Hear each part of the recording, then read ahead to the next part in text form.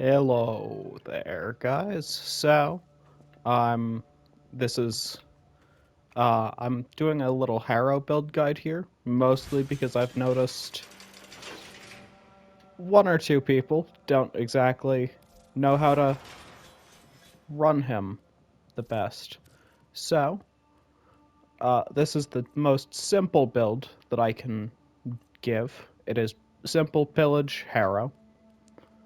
We are using arcane expertise and primed direction to get a very large amount of shields. Then we are pumping power, strength, and duration. I'm running my typical setup. We're using the Strun and Karnon. If you don't have this Riven, it can be replaced with Prem Point Blank here. Big thing is you won't have fire rate or crit damage from the Riven, and you'll have impact damage on it. The Akarius build is just a basic Akarius build. I've been using this akarius build in basically everything for a while, and this is our main ad clear. The Praetos is mostly here for evolution 4 and 2 for movement, because I like going fast. Cat build is basically just Tenacious Bond and Viral Quills. You won't notice it doing much else in reality. And then Bite to make sure Tenacious Bond is on. The shards, other than this one, are unnecessary. There's strength, duration, and parkour velocity, because I like going fast. Now, let's show off how it does in mission. Oh, give it a second. Little diamond to death.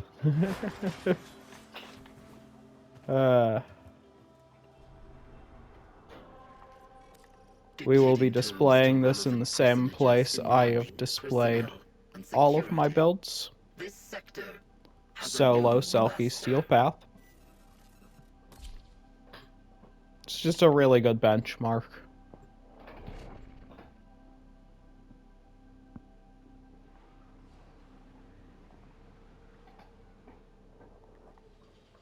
Each enemy is more powerful than before.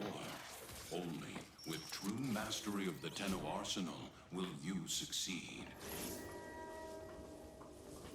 Life support has been cut off. They're trying to choke you out. Hold on. I'm sending auxiliary life support.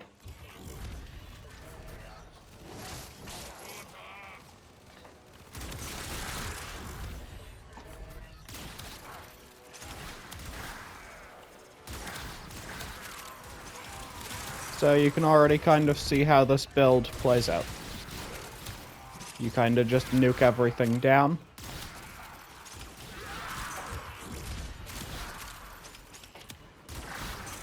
While having really fast reloads.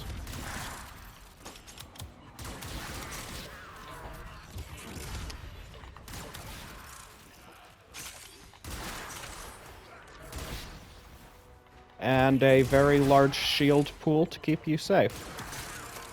Because Harrow has been known to be squishy at times. Now, you can play this exact build helmetless.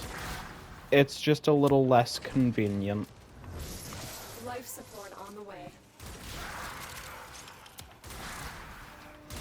I recommend this build more so for new players. If you do enjoy Harrow's base kit, just play with his base kit. This is just the more new player friendly approach to him. I mean, I say that while having a max invested build, but I delivered a life support capsule to the area. Activating it will buy you what's more the time. fun in the game if you don't take things a little too far?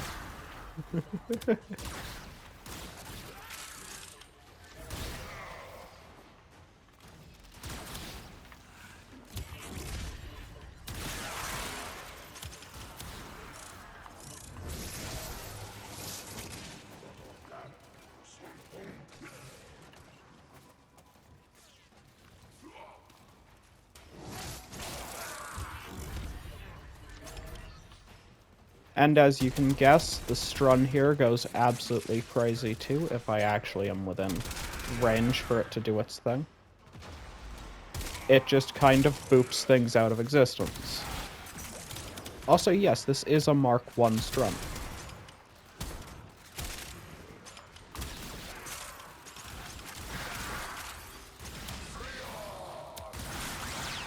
Life support It has being better cut. ribbon dispo. And is more funny.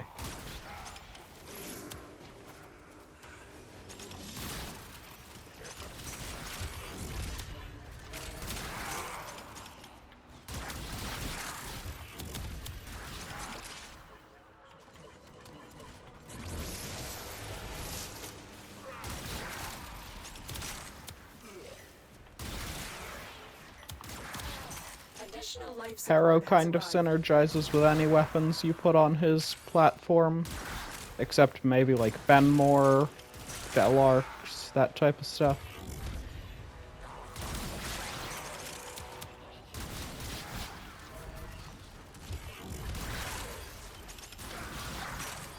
Anything you want a bit of crit on, he will service you beautifully.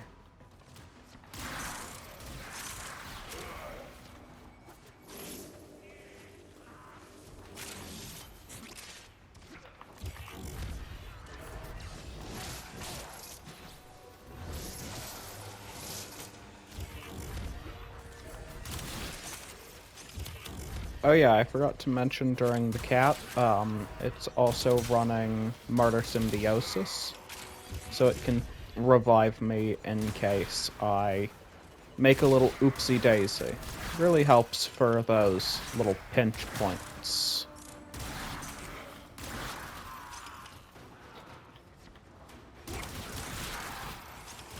Particularly because this cat is made for level capping. So is this build.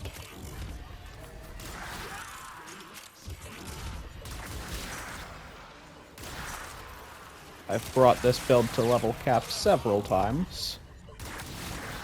With this exact loadout, even. I've delivered another life support capsule. Not that that's the end-all be-all, but it does display that this build, while just doing this same exact thing, can kind of just chill all the way there. Now, yes, for that we do swap off Xenoric and onto Matarai. I'm just a Xenoric main.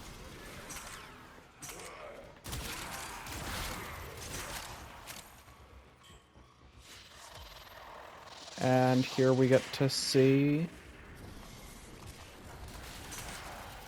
that Acolytes don't exactly Our like is this making build. progress. This will help our cause. When you need it, extraction They is don't ready. exactly like when you give your weapons 50% flat crit at the end of the equation.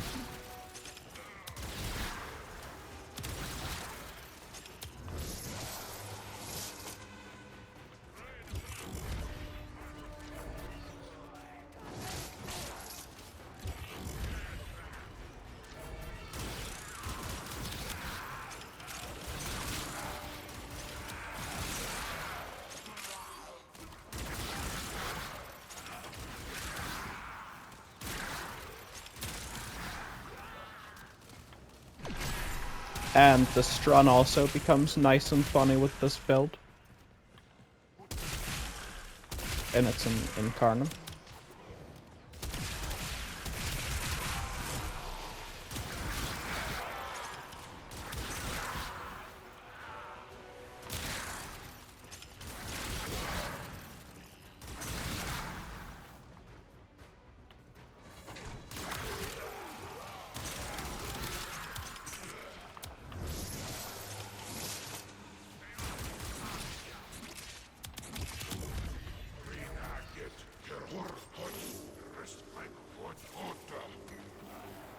We're just gonna take this a little far here for the funsies.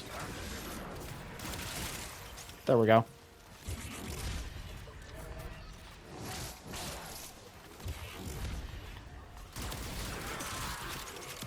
And we have a 2.5 second shield gate, so we are pretty safe to just chill.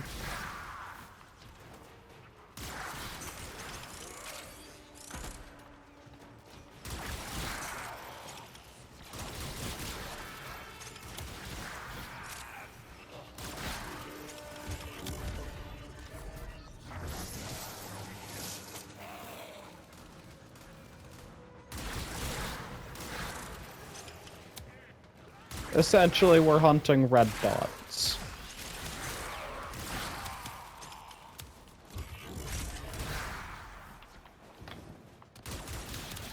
Another life support capsule is now available.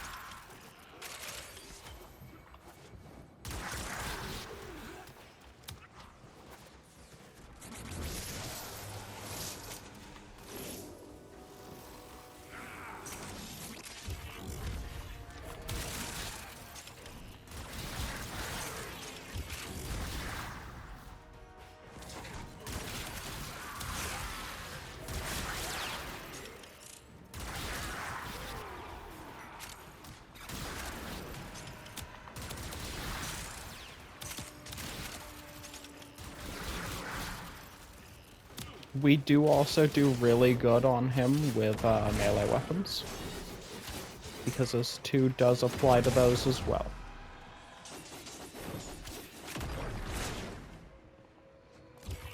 So if I simply...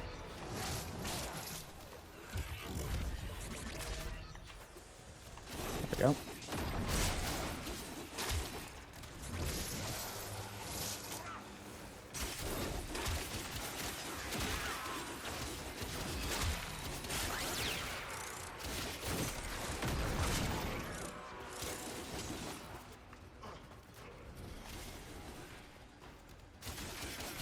And this acolyte is definitely not going to enjoy the melee.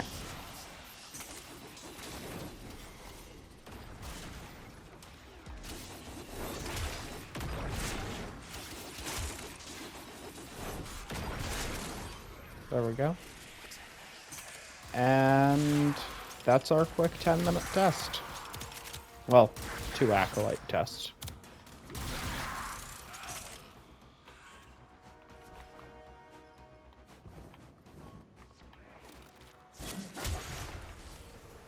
He kinda just does his thing. Keeps his shields up.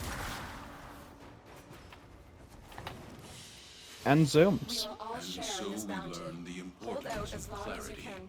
and purpose.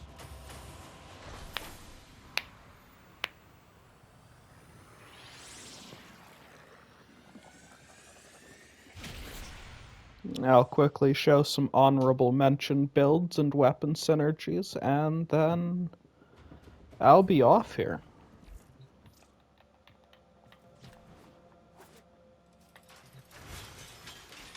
So,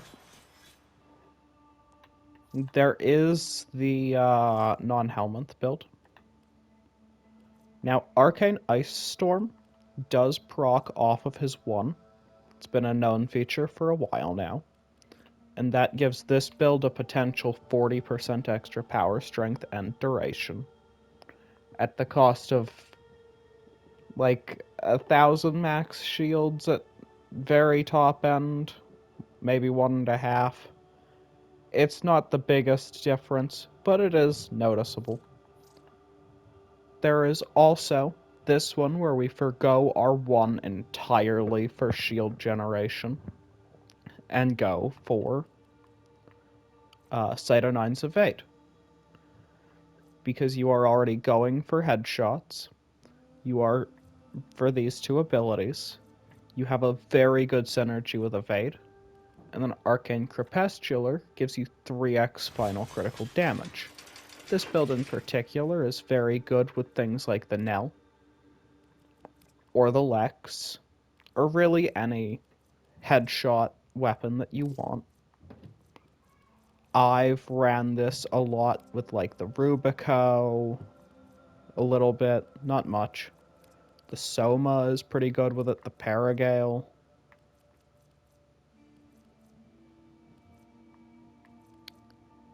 He does really good with things like the Thornback that don't, or the Kuva Nukor that don't have much critical chance. He makes this extra funny because this already has a lot of it.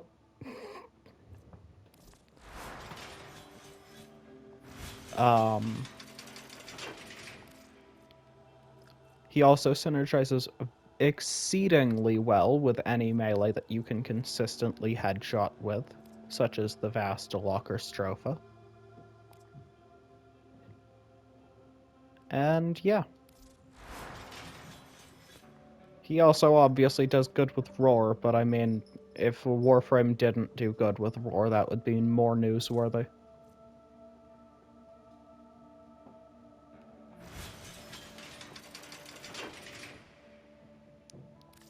And here's the fashion. Oh, what new oh, it's that one.